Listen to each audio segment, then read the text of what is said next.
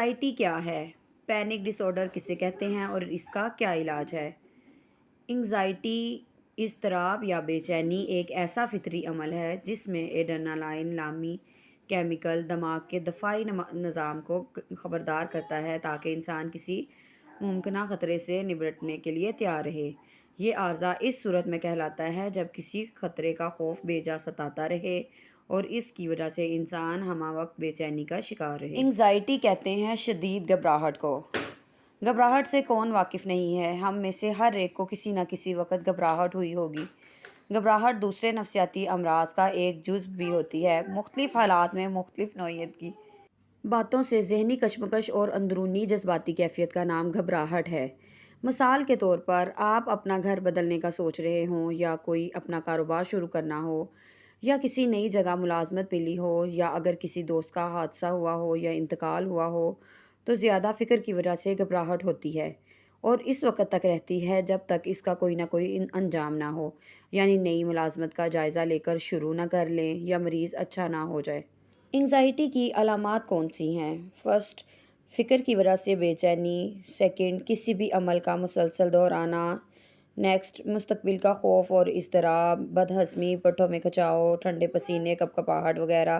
بے چینی کی وجہ سے نیند نہ آنا، ایک کے بعد ایک پریشانی والی مسلسل سوچیں آنا۔ انگزائٹی میں آنے والی سوچیں مختلف ہو سکتی ہیں، مثلاً مجھے بہترین ہونا ہے تاکہ میرے بارے میں کوئی منفی رائے نہ قائم کرے۔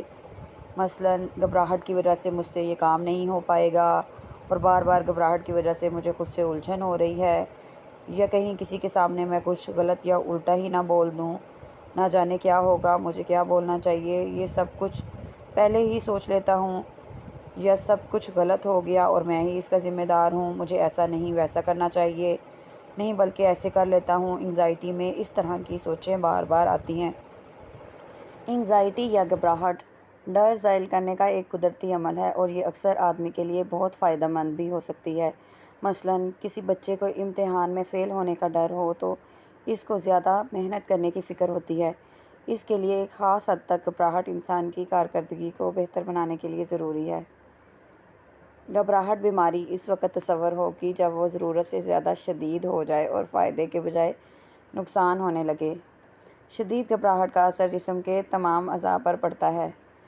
مثلاً سر اور گردن میں علامات ظاہر ہوتی ہیں، سر درد کرنا شروع ہو جاتا ہے، چکر آنے لگتے ہیں، سوچنے سمجھنے کی صلاحیت ختم ہو جاتی ہے، لگتا ہے سر پھٹ جائے گا، گردن اور کندھے بھی دکھتے ہیں اور ان میں درد کے ساتھ ساتھ اکڑن بھی ہوتی ہے، ماتھا اور آنکھیں بھی دکھتی ہیں، حلق میں لگتا ہے جیسے کچھ پھنس گیا ہے اور منہ کھلا ہوا رہتا ہے۔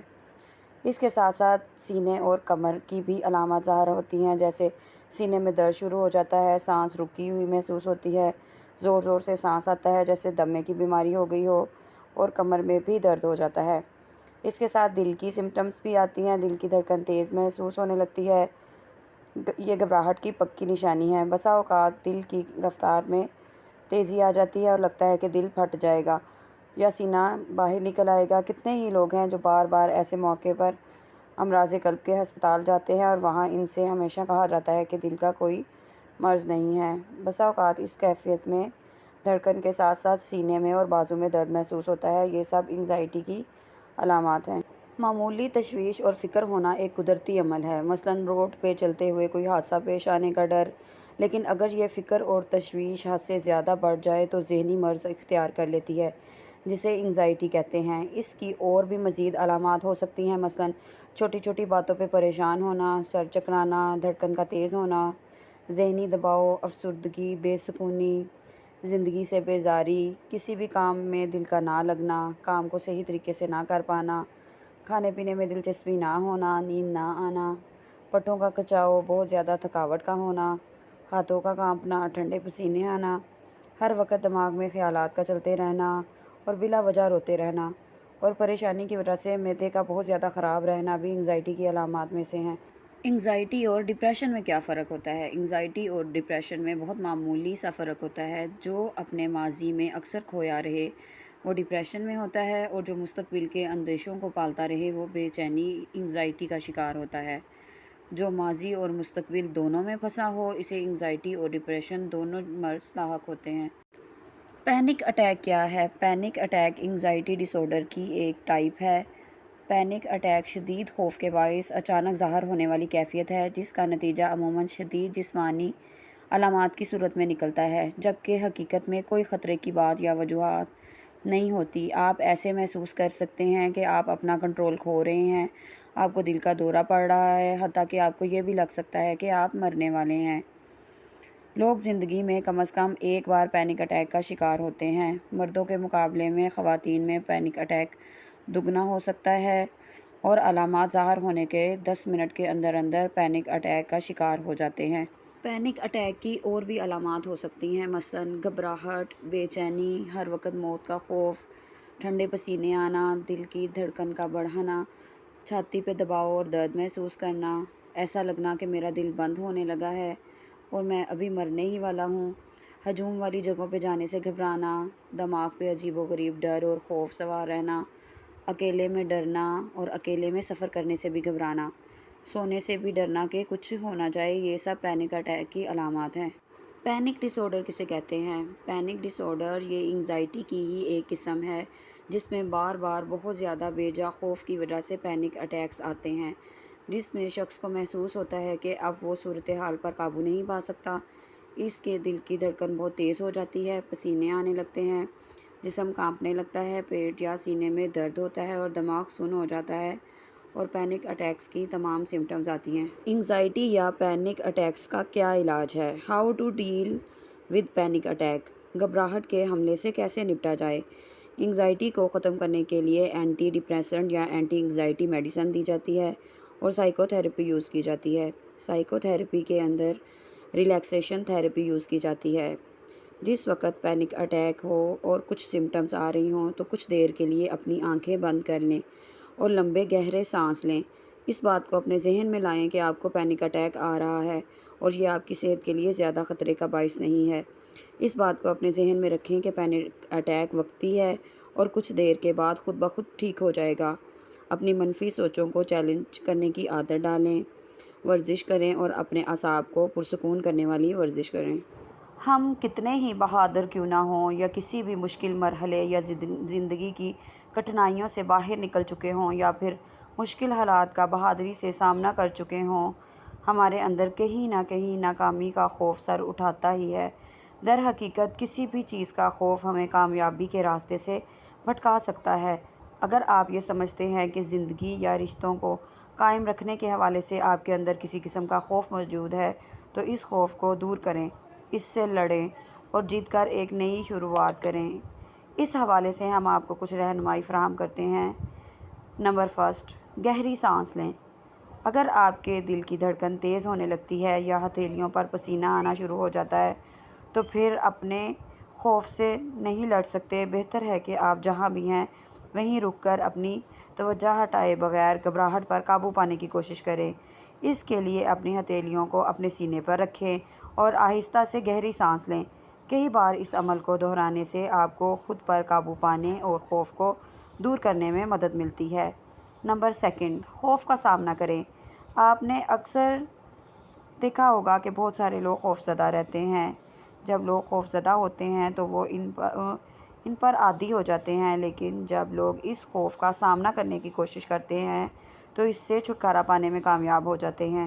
آپ کا جو بھی خوف ہے، اگر آپ اس کا سامنا کرتے ہیں تو وہ آہستہ آہستہ ختم ہونے لگتا ہے۔ مثال کے طور پر اگر آپ ایک دن لفٹ میں جاتے ہوئے گھبراتے ہیں تو اگلے دن لفٹ میں دوبارہ جانا بہتر ہوتا ہے۔ نمبر 3، بدترین صورتحال کا تصور۔